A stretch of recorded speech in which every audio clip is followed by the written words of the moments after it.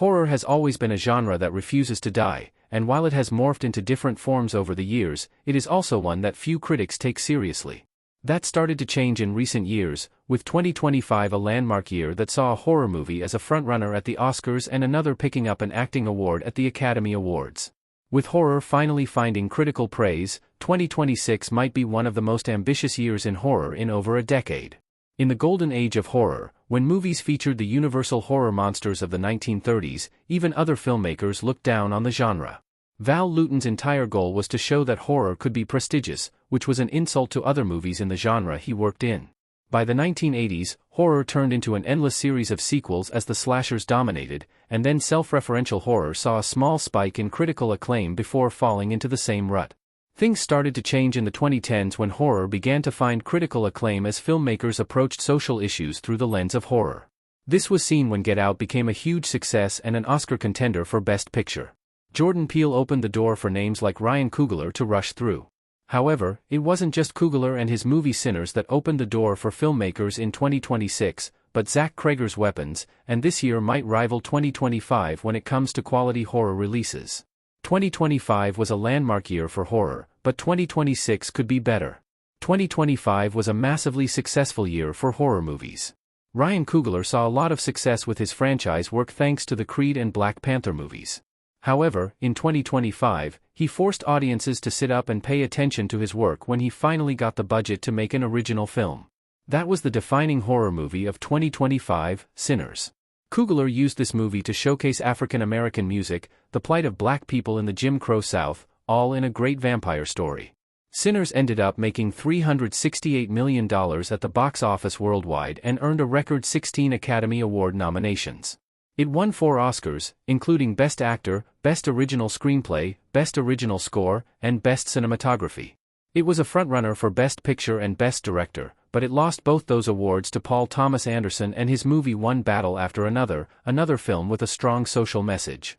The biggest thing to note is that Sinners wasn't the only hugely successful horror movie in 2025. Zach Cregger's Weapons earned $268 million at the box office and won Amy Madigan an Oscar for Best Supporting Actress. The Conjuring, Last Rites continued the success of that franchise, with a $499.2 million worldwide take. Final Destination, Bloodlines was another success, making $317.9 million. That critical and commercial success was big news for the horror genre, and 2026 has already started building on it. Already this year, Scream 7 opened with a franchise record $64.1 million domestic opening weekend. It passed $214 million worldwide, becoming the highest-grossing release in the franchise's history. Lee Cronin's The Mummy hit theaters in April, and its $119.4 million worldwide take so far isn't massive, but this is a movie that should become a cult classic because it shares more in common with Evil Dead than any mummy movie in history. Things are also about to get even bigger for the rest of the year. Zach Cregger is back with his Weapons follow-up movie, and there is even a new take on the werewolf legend coming from acclaimed horror director Robert Eggers. 2026 looks like it could surpass 2025 at the box office. Scream's box office success was less than that of The Conjuring, Last Rites, and it doesn't look like anything will reach the level of critical success of Sinners this year. However, there are still 8 months to go, and there are big horror movies coming out. The top 4 movies from 2025 broke $1.4 billion worldwide. This was unthinkable 5 years ago, and it looks like audiences are paying a lot more for scares than ever before. When Scream 7 broke the $100 million mark globally, it was seen as a success. However, another sequel didn't fare as well. When 28 years later, The Bone Temple lost money, sitting far below the break-even mark. This is a mix of poor promotional work and the fact that it came out so fast after 28 years later. Whatever the reason, it stalled the franchise when the filmmakers already had big plans for the future.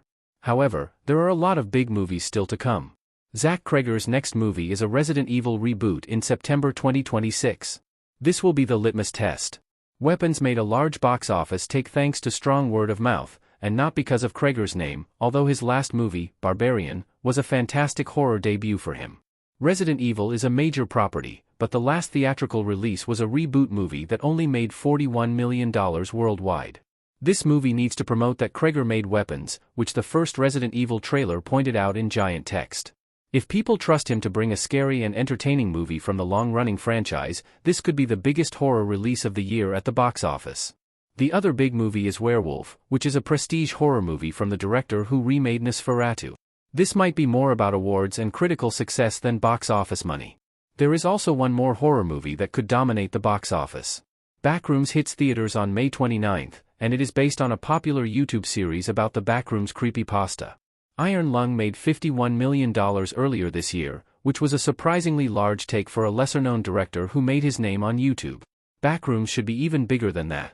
Add in Scary Movie in June, Evil Dead Burn in July, Insidious, Out of the Further in August, and DC Comics Clayface in October, and there are a lot of horror movies in 2026.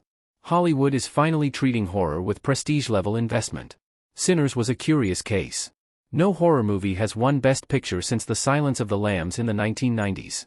However, Warner Brothers gave Coogler the full final cut of his movie and a cut of the first dollar gross. He also gets all the rights back to the property after 25 years. This shows that the studios are treating horror much differently from the past. The Oscar nominations prove that the industry feels the same, and the box office shows the movie-going audience is now on board.